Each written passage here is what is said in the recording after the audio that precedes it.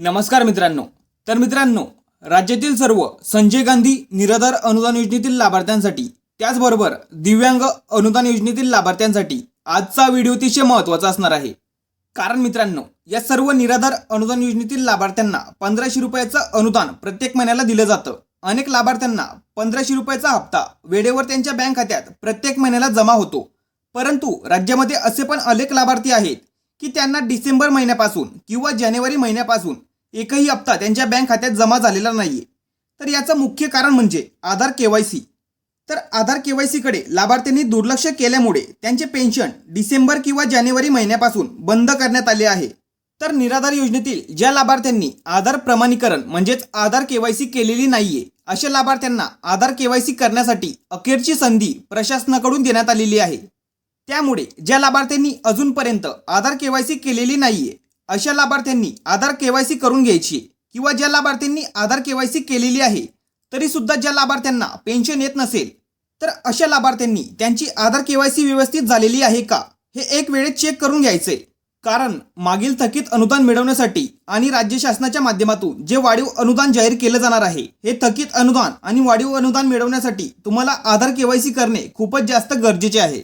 तर निराधार व्यक्तींना सन्मानाने जीवन जगता यावे यासाठी शासनाकडून दिल्या जाणाऱ्या विविध योजनांचे मानसिक मानधन आता थेट लाभार्थ्यांच्या बँक खात्यात डायरेक्ट बेनिफिट ट्रान्सफर म्हणजे डीबीटी द्वारे जमा होत आहे। यामुळे अनुदानाच्या वितरणातील विलंब टळत असून लाभार्थ्यांची बँकेतील पायपीट वाचत आहे। मात्र डीबीटीसाठी आवश्यक असणाऱ्या आधार प्रमाणीकरणाकडे जालना जिल्ह्यातील 25,000 लाभार्थ्यांनी दुर्लक्ष केलं आहे आणि यामुळे या लाभार्थ्यांच्या खात्यात मदतीची रक्कम जमा होणे बंद होणार आहे।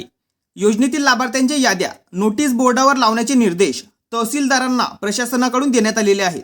तर संजय गांधी निराधार योजना, श्रावणबाळ सेवा राज्य निवृत्ती वेतन योजना आणि इतर विशेष सहाय्य योजनांच्या लाभार्थ्यांना यापूर्वी तहसील कार्यालयाकडून बँकेमध्ये यादी पाठवून निधी दिला जात होता। त्यानंतर बँकेकडून संबंधित लाभार्थ्यांच्या बँक खात्यात तो निधी वर्ग केला जात होता आणि या प्रोसेसला बराच विलंब लागत होता। यामुळे अनेक वयोवृद्ध लाभार्थ्यांना अनुदानासाठी बँकेत फेऱ्या माराव्या लागत होत्या। मात्र आता थेट डीबीटीद्वारे लाभार्थ्यांच्या बँक खात्यात मदतीची रक्कम पाठवण्यात येत आहे आणि यासाठी प्रत्येक लाभार्थ्याचे आधार प्रमाणीकरण पूर्ण करणे आवश्यक आहे। मात्र काही लाभार्थ्यांनी याकडे दुर्लक्ष केले आहे। शासनाच्या विशेष सहाय्य योजनांचा लाभ घेत असलेल्या पात्र निराधारांकडून सध्या आधार कार्ड आणि मोबाईल क्रमांक संलग्नित करण्याची प्रक्रिया सुरू करण्यात आली आहे। ज्या लाभार्थ्यांनी अद्याप आपले आधार कार्ड आणि मोबाईल क्रमांक बँक खात्याशी लिंक केलेले नाहीत त्यांनी तातडीने ते करून घेणे आवश्यक आहे। आणि प्रशासनाने दिलेल्या सूचनेनुसार श्रावणबाळ निवृत्ती वेतन योजना आणि संजय गांधी निराधार अनुदान योजनेच्या लाभार्थ्यांनी आपले आधार कार्ड आणि मोबाईल क्रमांक संबंधित तलाठी कार्यालयात जमा करावेत असे आवाहन शासनाकडून करण्यात आलेले आहे। आणि जालना जिल्ह्यामध्येच आधार प्रमाणीकरण न केलेल्या लाभार्थ्यांची संख्या जर बघायला गेलं तर फक्त जालना जिल्ह्यामध्येच 25,933 लाभार्थ्यांची आधार केवायसी झालेली नाहीये आणि आधार केवायसी पूर्ण न करणाऱ्या लाभार्थ्यांची यादी शासनाकडे पाठवण्यात येणार आहे आणि त्यानंतर या लाभार्थ्यांची नावे कायमस्वरूपी डिलीट होणार आहेत।